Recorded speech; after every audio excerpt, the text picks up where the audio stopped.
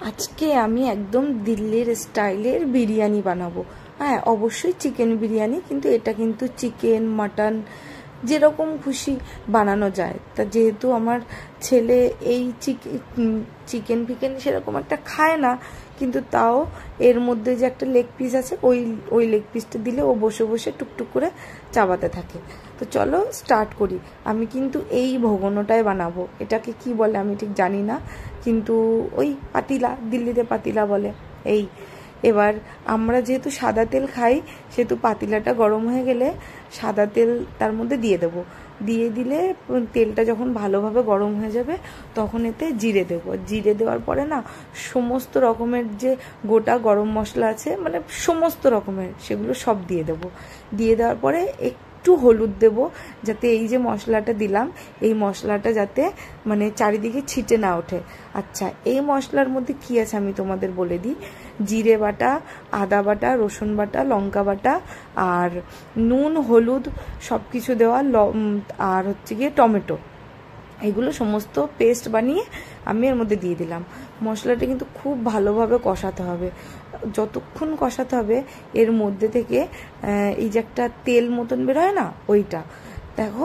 মশলাটা খুব সুন্দরভাবে একদম কষানো হয়ে গেল। চিকেন তো এমনিতেও একটু নরম হয়, সেই জন্য খুব একটা এটা মানে রান্না করতে হবে না। হ্যাঁ, হালকা একটুখানি নাড়িয়ে চাড়িয়ে ওই 2-4 মিনিটের জন্য আমি ঢেকে দেবো। ঢেকে দেওয়ার পরে তারপরে দেখো আমি কত সুন্দরভাবে আমি এটা নাড়িয়ে চাড়িয়ে ঢেকে দিলাম। 2-4 মিনিট ঢেকে দেওয়ার পরে না, ঢাকনাটা তুলে তারপরে আবার একটু নাড়াবো। ওই নাড়িয়ে মানে চিকেন রান্না করতে যেরকম প্রসেস, ঠিক সেরকমই। আর দেখো হালকা হালকা তেলটাও বেরিয়েছে, আর চিকেনটাও কিন্তু বেশ খানিকটা নরম নরম হয়ে এসেছে। এরপরে আমি কি করব, এতে যে বিরিয়ানির যে চালটা, সেই চালটা দেব।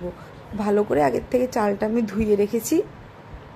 আর এটাকে কি চাল বলে কলকাতায় আমি ঠিক বলতে পারবো না। এই চালটা এখানেই পাওয়া যায়। এটাকে এখানে তো ডবল চাবি বলে। যাই হোক, চালটা ধুয়ে পুরো চালটা আমি এর মধ্যে দিয়ে দিলাম। এইবার সুন্দর করে নাড়াবো। মানে এই যে প্রসেসটা না, এটা কিন্তু সুন্দর আস্তে আস্তে করতে হবে। আর আমি দেখো একদম পাতিলাটা ধরে নিয়ে আমি সুন্দর করে নাড়াতে লাগলাম। হ্যাঁ, এইবার মেন ব্যাপার হচ্ছে জল কতটা নেব। আমি ঠিক যতটা চাল নিয়েছি, ঠিক তার ডবল জল নেব। মানে আমি যদি 3 গ্লাস চাল নেই, হ্যাঁ, সেটা যে গ্লাসই হোক না কেন, কিংবা যাই হোক না কেন, ঠিক তার ডবল জল দিতে হবে। আমি এখানে 2.5 গ্লাস মতন জল নিয়েছিলাম, সেই জন্য 5 গ্লাস মতন আমি জল দিয়ে দিলাম। সরি, চাল দিয়েছিলাম, সেই জন্য 5 গ্লাস মতন আমি জল দিয়ে দিলাম। আর যেহেতু আমার ছেলে ঝাল ঢাল খুব একটা খায় না, সেহেতু লঙ্কাগুলো না আমি এইভাবে আস্তে আস্তে দিলাম, যে বিরিয়ানি যখন হয়ে যাবে, ভাপে ভাপে লঙ্কাগুলো বেশ সুন্দর হয়ে যাবে। একটু উতরে গেলে তারপরে আমি এটা ভালো করে ঢাকনাটা দিয়ে রাখবো। ঢাকনাটা দিয়ে তারপরে আমি দমে রান্না করব।